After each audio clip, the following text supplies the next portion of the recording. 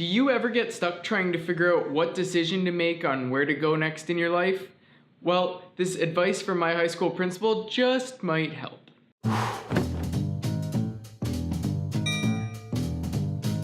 Welcome back everybody, it's Austin from Sale Financial Ed, and before I move forward in this video, I have one quick thing to do. So where was I? Oh, right. So, there have been so many times in my life where I've had to make a big decision that changes everything. And I tend to freeze up and struggle a bit in making those decisions. I'm sure you have a pretty good idea of what I mean. One time that specifically stood out in my mind was just at the end of high school. It was one of my last few days. I just finished my exams and the halls were empty, and I ran into my principal, Mr. Stavnitsky, and we started chatting just about what was happening in my future.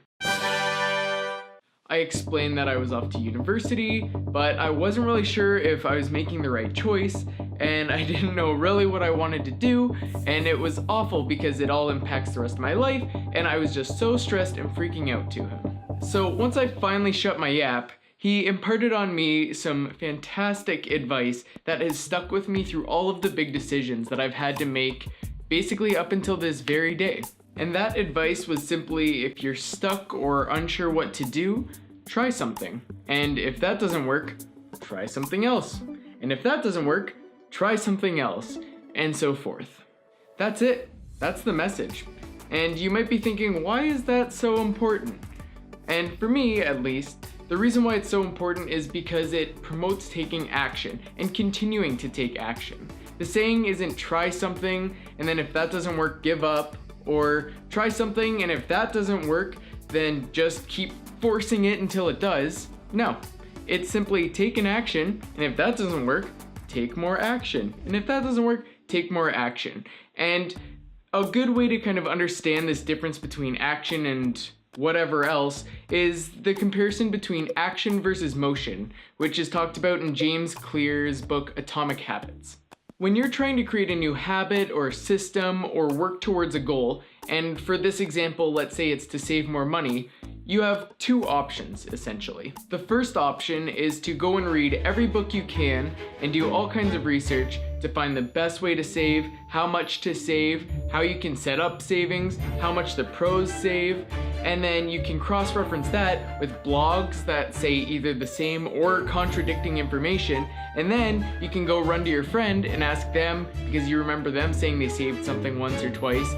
But in doing it this way, you just wasted months of time, you have a bunch of redundant information, and you haven't saved a single penny. So this is motion.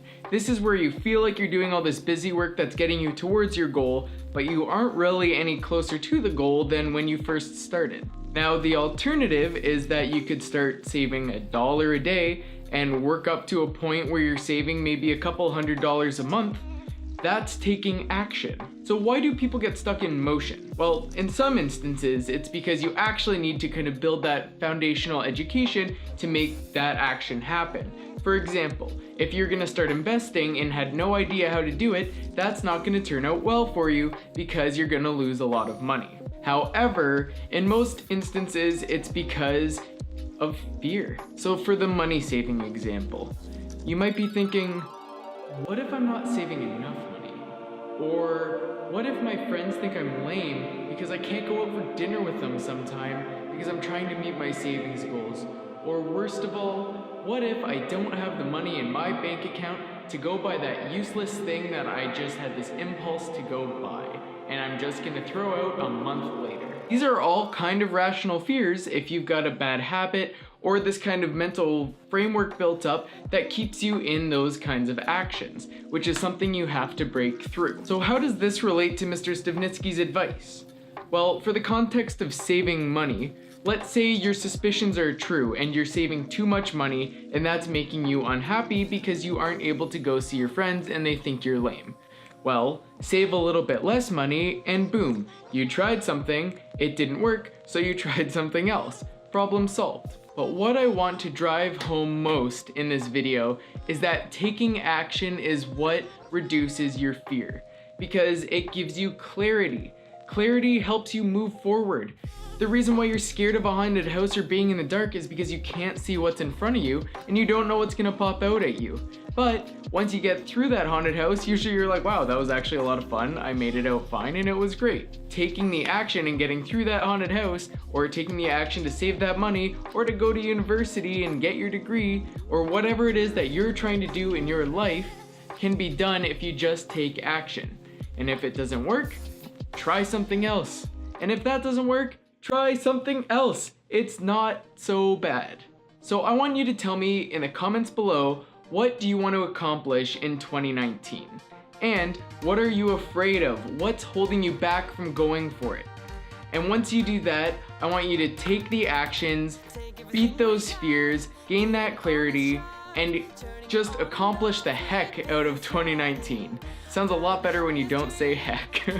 I'm experiencing all kinds of fears and all kinds of ridiculousness every day, and I'm constantly trying to work through it. So I'm right here beside you in the trenches, and we're gonna work through this together. Let's keep in contact and make sure that happens, all right?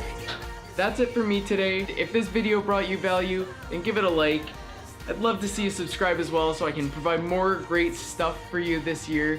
And let's go into 2019 crushing it. I want to make this the hashtag year of action, and I hope you'll do the same by putting yourself out there, addressing those fears, taking that action, getting out of motion, and crushing it in the new year. So with that, I will see you in the new year.